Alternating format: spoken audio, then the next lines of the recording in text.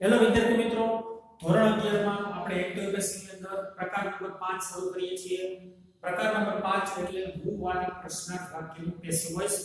આપણે આની પહેલા વિધાન વાક્યો, પ્રશ્નાર્થ વાક્યો, નકાર વાક્યો અને ચોથો પ્રકાર બે કર્મવાળા વાક્યો ની પ્રેક્ટિસ કરી હતી વાક્યરચના સહિત. હવે આપણે પ્રકાર નંબર 5 ભૂવાળા પ્રશ્નાર્થ વાક્યો એટલે કે દરેક વાક્યની શરૂઆતમાં ભૂ પ્રશ્નસૂચક શબ્દ ભૂથી શરૂ થયેલા વાક્યો છે જે પ્રશ્નાર્થ વાક્ય ગણાશે અને છેલ્લે પ્રશ્ન ચિહ્ન આપેલું છે. તો કેવી રીતે ભૂવાળા વાક્યનું પેસિવ બનશે એ વાક્યરચના જોઈએ. વિદ્યાર્થી મિત્રો, પહેલા તો તમને એ ખ્યાલ હોવો જોઈએ કે ભૂથી જ્યારે પ્રશ્ન પૂછ્યો હોય ત્યારે એ વાક્યમાં કર્તા વિભક્તિનું નામ કે સર્વનામ ન આપેલું હોય. એટલે કે આઈ, વી, યુ, હી, સી, તે આ ન હોય. જો યુ તમને જોવા મળતું હોય તો એ કર્મ વિભક્તિનું યુ હોય. કર્તા વિભક્તિ એટલે કોણ વડે પ્રશ્ન પૂછ્યો તો વ્યક્તિને ખબર જ ન હોય કે ક્રિયા કરનાર કોણ છે. એટલે કે ભૂવાળા પ્રશ્નાર્થ વાક્યમાં કર્તા વિભક્તિ ન હોય. કર્તા વિભક્તિ ન હોય એટલે બાય શબ્દ અત્યાર સુધી જવાબમાં V3 એટલે ભૂતપૂર્વ પછી બાય હતું, એને બદલે બાય શબ્દ તમારે મૂકવાનું છેલ્લે નહીં, એને બદલે આગળ મૂકી દેવાનું છે અને ભૂની જગ્યાએ હું કરવાનું. એટલે કે ભૂની જગ્યાએ દરેક વાક્યમાં બાય હું થી વાક્ય શરૂ થશે. અને કર્તા વિભક્તિ આમાં કે તમને વાક્ય તમે જોવા જ નહીં મળે. એટલે આઈ નું મી, વી નું અસ, હી નું હિમ, સી નું હર આ જે કરતા હતા એ તમારે કરવાનું નહીં. શરૂઆતમાં ભૂની જગ્યાએ બાય હું મૂક્યા પછી તો બી ક્રિયાપદ સાર મુજબ આપણે મૂકીએ છીએ એ પ્રમાણે. ત્યારબાદ કર્મ વિભક્તિ ટાઈપ જશે સજીવ અથવા નિર્જીવ. એ તમારે આ જે કર્મને આધારે તો બી ક્રિયાપદ મૂકશો એ આપણને ખ્યાલ છે. ત્યારબાદ બે આમાંથી જે શબ્દ આવતો હોય બે કાળમાં ન આવે તો એ મૂકીએ. ત્યારબાદ ભૂતકૃત પછી અત્યાર સુધી આપણને ટેવ હતી કે V3 પછી બાય મૂકવાનું, પણ બાય શબ્દ આગળ આવી ગયો છે એટલે I થી જનરલી વાક્ય પૂરું થઈ જશે. જો અધર વર્ડ્સ હોય અન્ય શબ્દ તો તમારે છેલ્લે મૂકવાનું અને છેલ્લે કરવાનું છે પ્રશ્ન ચિહ્ન રાખવાનું. તો આ રીતે તમારે ભૂવાળા વાક્ય બનાવવાના છે જે પેસિવ. અને આડાવાળા વાક્ય એવા છે. ચલો શરૂઆતમાં પહેલું વાક્ય છે ભૂની જગ્યાએ બાય મૂકશો. ચાલુ ભૂતકાળનું વાક્ય છે. ચાલો ટુ બી નું ક્રિયાપદ છે. ટુ બી નું ક્રિયાપદ વોઝ છે તો વોઝ અથવા વેરા ચાલુ ભૂતકાળ છે. તો કર્મ તો તમને આપ્યું જશે વાક્યમાં, તો કર્મના આધારે મૂકવાનું છે. કર્મ છે ઓવર પેપર્સ, તો ઓવર પેપર્સ બહુવચન છે એટલે ટુ બી નું ક્રિયાપદ વેર આવશે બાય હું વેર. હવે કર્મ એટલે આખું ઓવર પેપર્સ. ચાલો બી બિંગ માંથી બી આવશે કારણ કે આઈએનજી છે. પછી V3 એટલે ચેકડ. V3 લખાય અને પછી અન્ય શબ્દો કે કીવર્ડ્સ હોય તો તમારે છેલ્લે લખવાનું. બીજું કઈ નહીં આવે અને છેલ્લે આવશે question mark. By whom, where, over papers, being checked at that time. બીજું વાક્ય છે સાદું ભૂતકાળ. By whom. ચલો સાદું ભૂતકાળ છે અહીંથી ખબર પડે ઈડી વાળું ક્રિયાપદ છે was when એકવચન છે એટલે was by whom was your problem. આખ્યા કર્મ તરીકે છે. બી બિંગ વિથ બીજા કાળમાં નથી આવતું સાદા ભૂતકાળમાં સીધું V3 તો V3 ઈડી વાળું આપેલા છે એમનો રાખશું સોલ્વડ અને છેલ્લે આવશે yesterday. By whom was your problem solved yesterday. ત્રીજું વાક્ય છે ભવિષ્યકાળ. by whom. વિદ્યાર્થી મિત્રો ખ્યાલ છે ભવિષ્યકાળમાં આપણે વિલ કમ્પલસરી મૂકીએ છીએ કર્મ ગમે એવું હોય. ચાલો હવે કર્મ એટલે એન્વાયરમેન્ટ.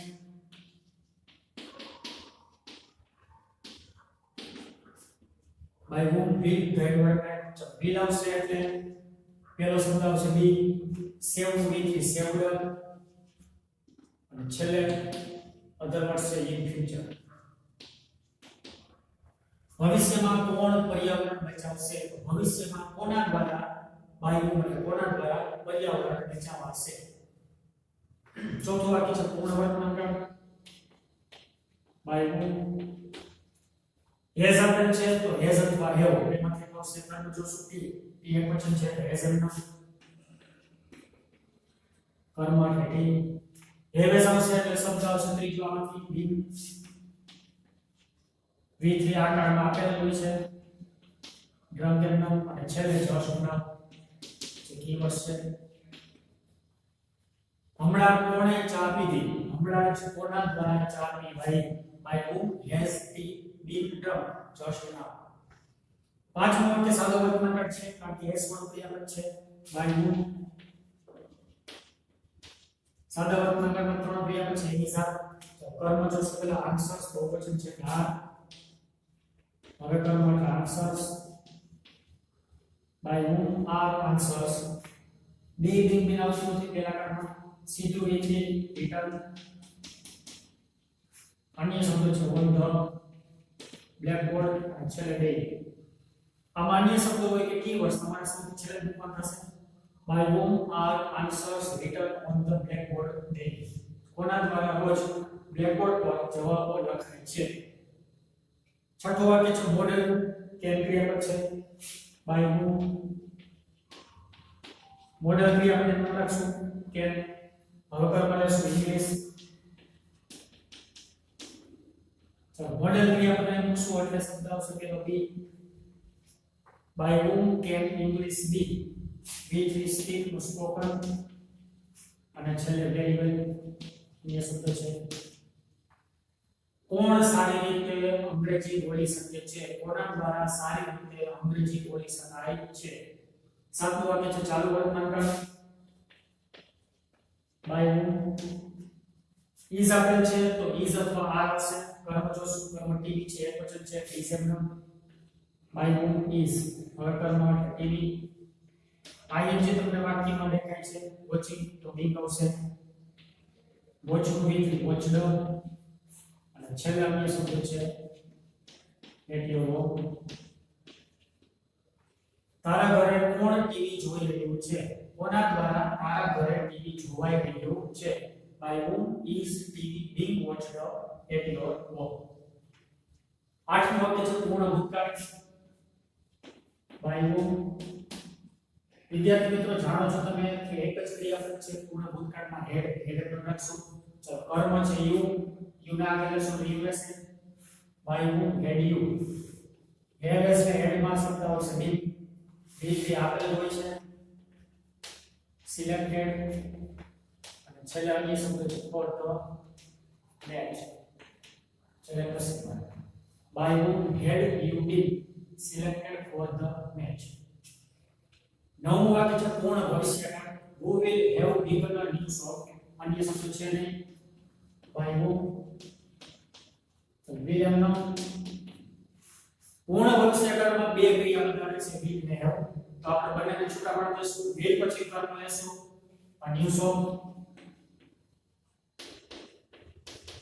હવે આપણે એવું લખશું આમાં એવું જ રાખવું પડશે પૂર્ણ ભવિષ્યકાળ છે એસ નહીં થાય એવું પછી will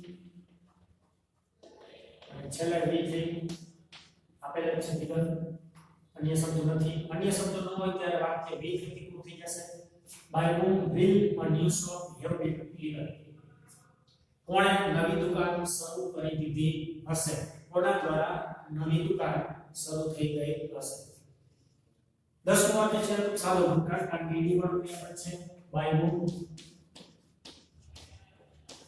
સાદા ભૂતકાળમાં બે ક્રિયાપદ છે was ને were કર્મ આપેલ છે સજીવ કર્મ ધ્યાન રાખજો ખાસ ક્રિયાપદ પછી કર્મ હોય છે આ કર્મ નથી એ અધર વર્ષ છે was were માંથી આવશે him નું he થશે he સાથે was આવશે by whom was હવે કર્મ એટલે he him નું he થયું સાદા ભૂતકાળમાં be been આવતો નથી સીધું be થી punished અને છેલ્લે for his misbehavior by whom was he punished for his misbehavior કોણે તેના ગેરવર્તન માટે સજા કરી કોના દ્વારા તેને તેના ગેરવર્તન માટે સજા કરવામાં આવી તો થઈ 11મું વાક્ય છે ભવિષ્યકાળ by whom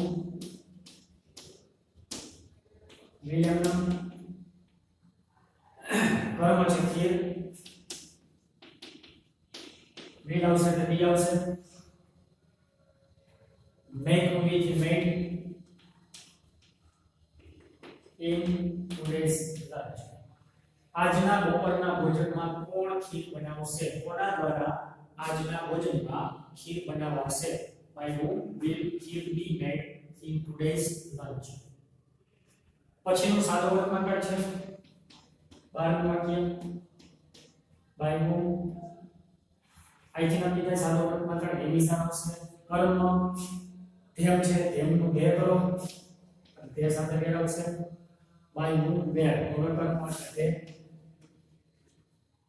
બિન સાદો વર્તમાન કાળ છે આર આવશે તે સાથે ભૂતકાળ નથી by whom are કર્મ એટલે ધ્યેયનું ધ્યેય બિન અહીંયા C3 taught in tuition class.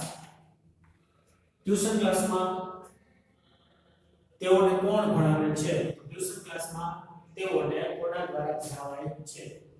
13મું વાક્ય છે પૂર્ણ વર્તમાન કાળ by whom હેવ છે હેઝ આપેલ છે તો હેઝ અથવા હેવ આવશે. કર્મ છે લગેજીસ બહુવચન છે તો હેવ થશે by whom હેવ હવે કર્મ એટલે લગેજીસ.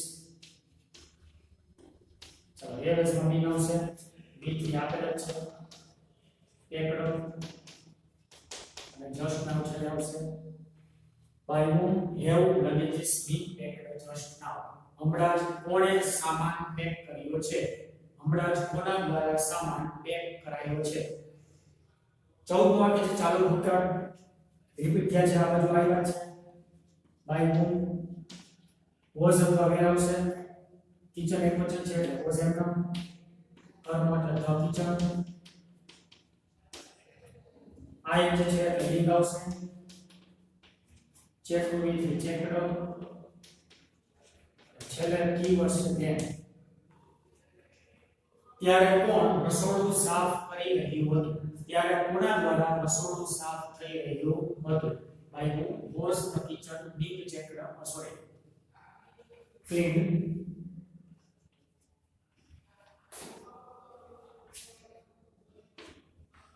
by whom was the kitchen being cleaned then?